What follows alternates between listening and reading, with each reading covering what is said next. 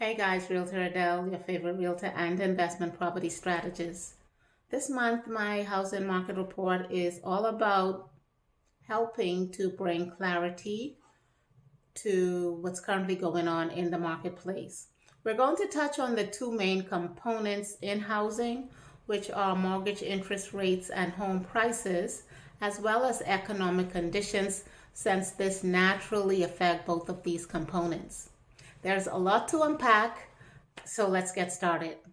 Now, the majority of people rely on a home loan or some type of funding in order to complete their home purchase.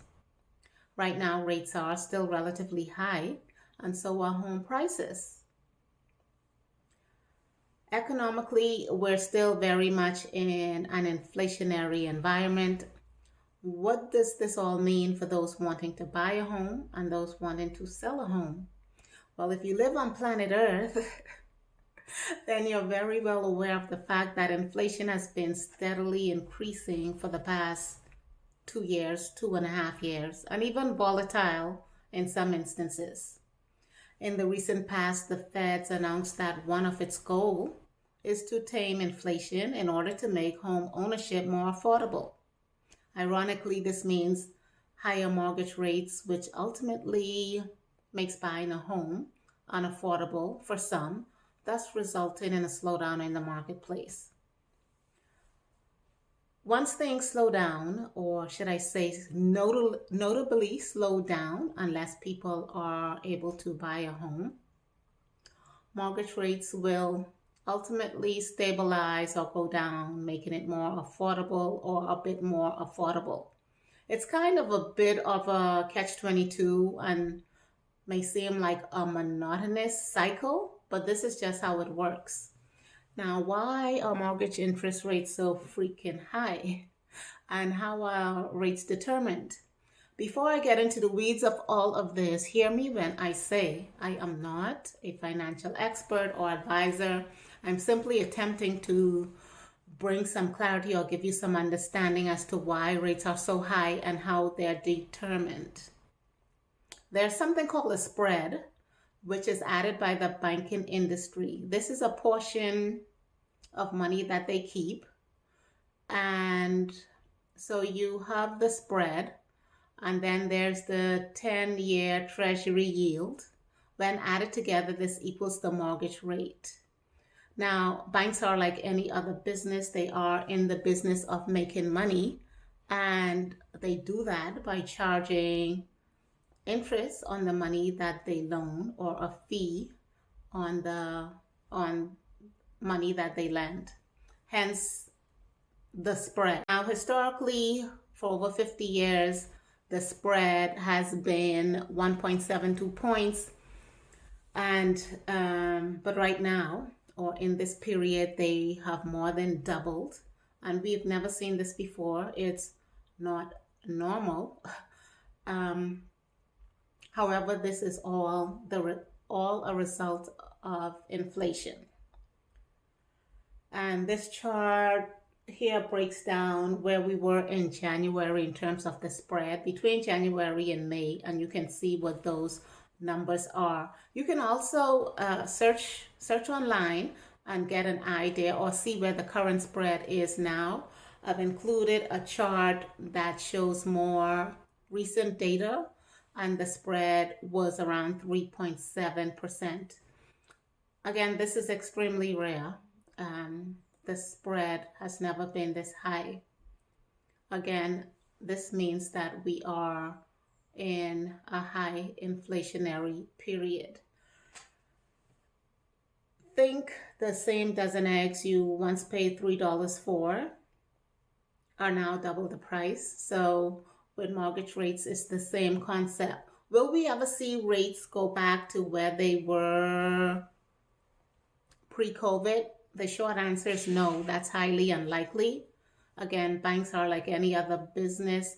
They are going to adjust their rates in order to keep up with what's going on in the economy, which in this case is we're in an inflationary period, and banks are going to take advantage of that. So why are rates so high? Again, it's because there is something called a spread, and when the spread is added to the 10-year Treasury yield, that equals the 30-year fix or the standard mortgage rate.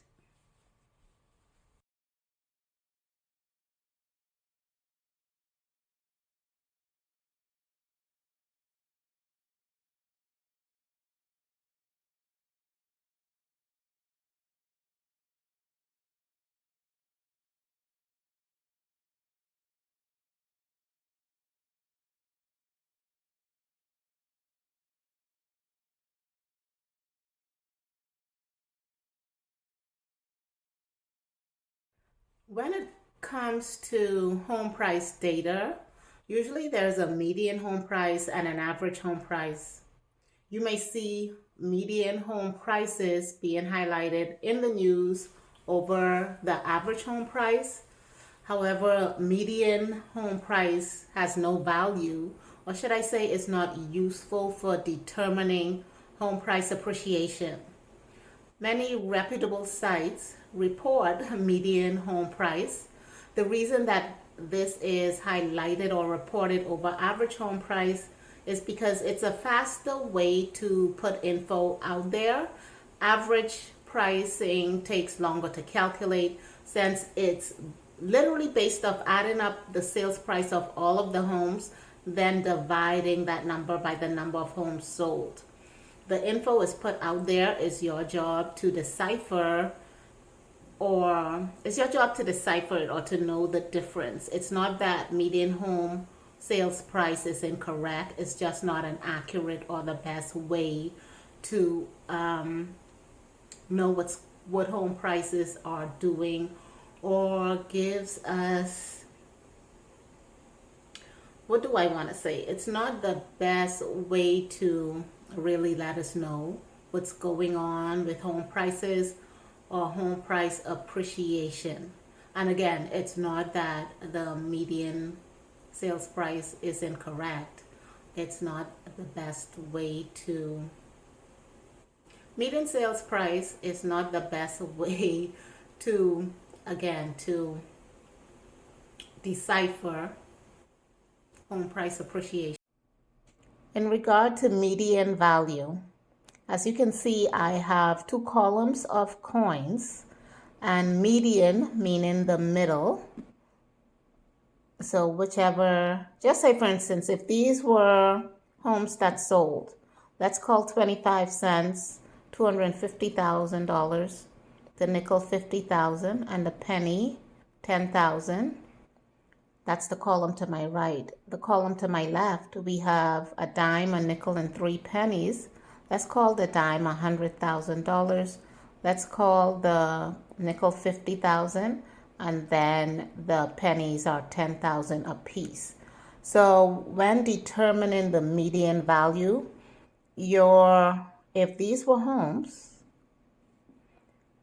it's a matter of lining up the price of the home in cascading order from lowest to highest or highest to lowest, and then you're picking that middle price. That's median. So in this instance, the column to my right, if this top home was $250,000, the middle 50,000, and then the last one 10,000, we're saying the median value is this 50,000, the middle. Same thing to the column to my left. $100,000 home, $50,000, 10, 10, 10. If we're selecting the median value, we're simply just selecting that middle price. This is why it makes no sense. Using the median value to determine home price appreciation is not the best option because no math is done, no calculation is done. You're simply lining up the list of homes that sold from highest price to lowest price and selecting that middle price as the median value. Whereas when determining average sales price, you would add $250,000 home sold, $50,000 home sold, $10,000. You add the three of those homes, the total of what they sold for and divide it by 3, the number of homes sold. Same with the one to the left. If these were homes that sold, we would add 100,000, 50,000, 10,000, 10, 10,000, and divide that by 5, thus giving you the average sales price, as opposed to, oh yeah, let me just pick the middle price.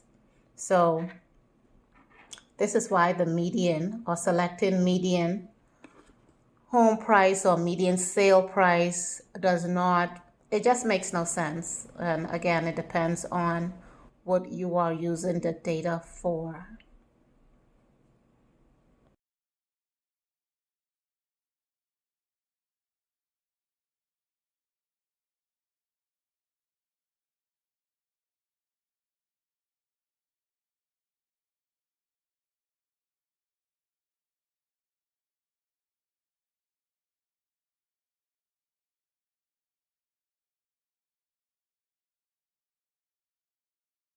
Let's take a look at what's going on in the Atlanta housing market.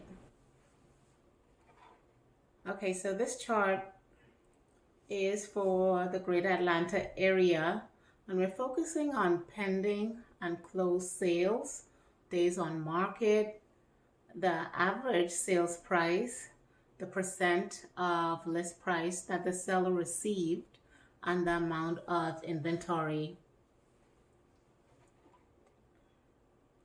Okay, and just a note for those who are not aware, yes, this chart says May. However, this is the most current data. Usually there's a bit of a lag.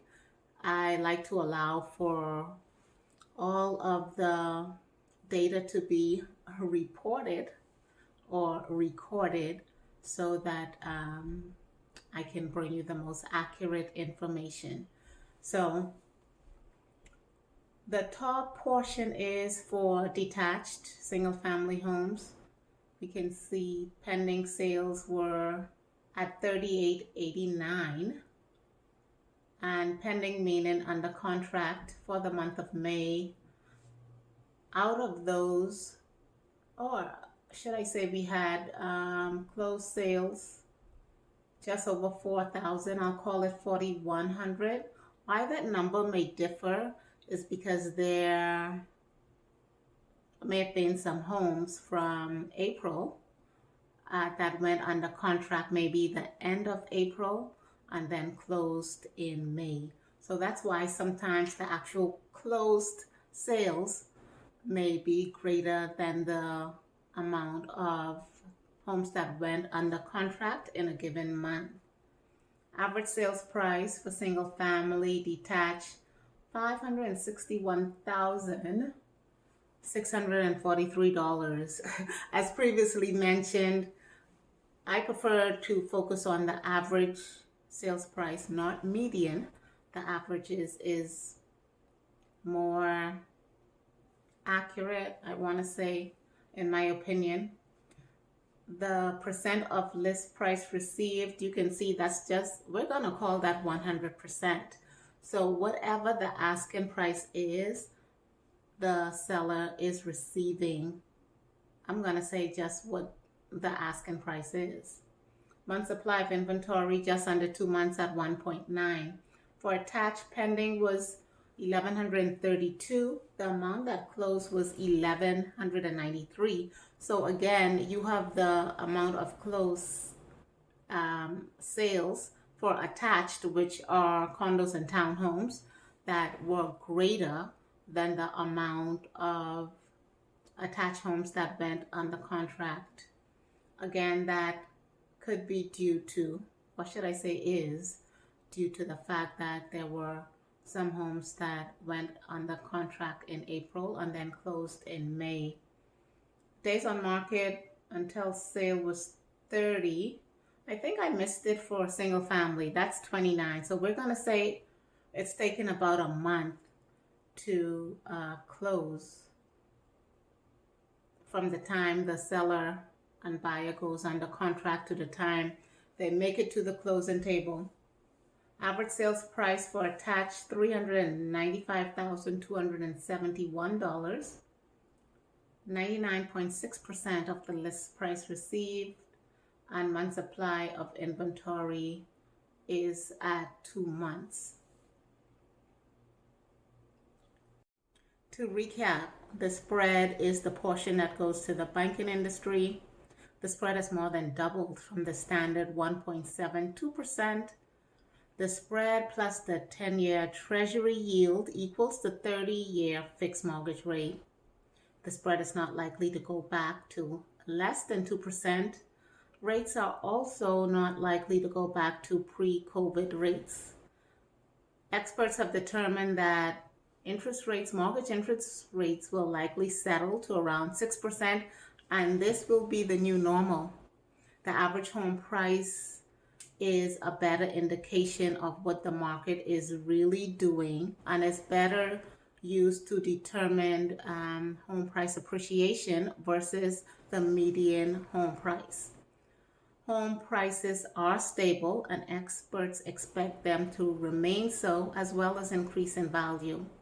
Average sales price in Metro Atlanta for single family detached $561,643 and $395,271 for attached homes. Average days on market is 30, 2 months supply of inventory, and there you have it, guys. Remember that all real estate is local. If you would like data on your neighborhood or specific property, please don't hesitate to contact me. My contact information is provided within the slides of this video. As always, it's my goal to provide accurate information from trusted sources so that you can make the best decision for yourself and your family. If you haven't already done so, please do me a huge favor, like this video and subscribe to my channel. Hit the notification bell so you don't miss whenever I post similar videos. I would really appreciate it. That's all for now. Till next time, take good care.